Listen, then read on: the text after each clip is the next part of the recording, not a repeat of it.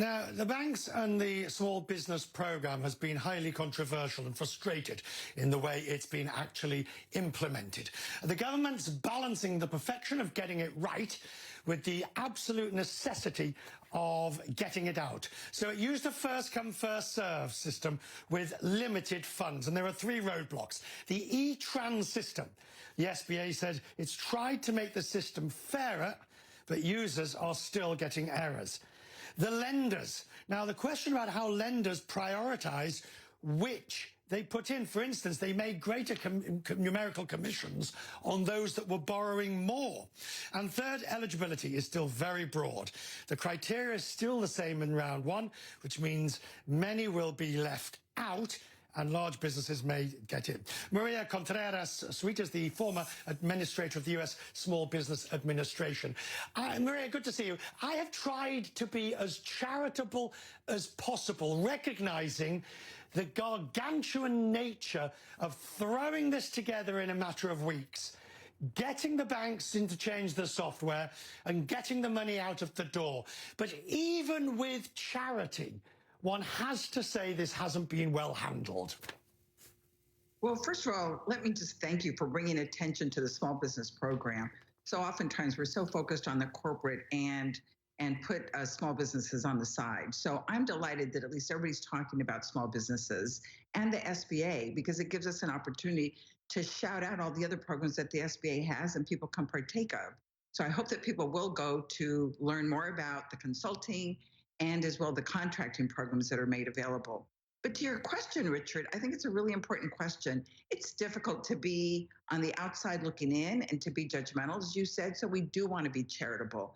But I will say that as I thought about the way that we took care of individuals, where we sent a check to their account, directly to their banking account, I'm wondering, the question has to be there.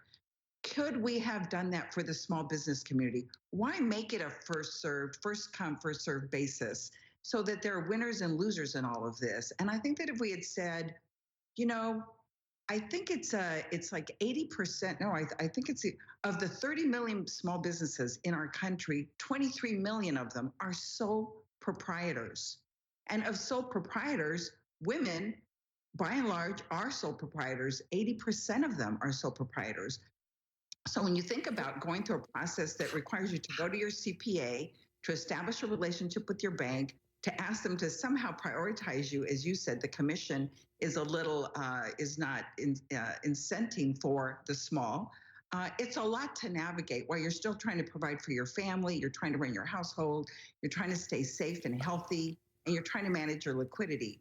So I'm wondering if we couldn't have just sent a check directly to small businesses instead of having them apply.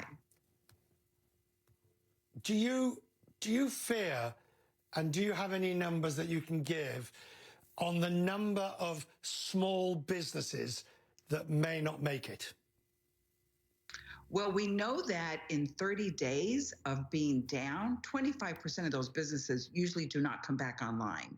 After 90 days of being down, we know that 50% of them likely don't come back online. Those are really high numbers. So this intervention is key for them, very key. What would you now do to repair the damage so that help is given, accepting the frailties of the system that you've now got?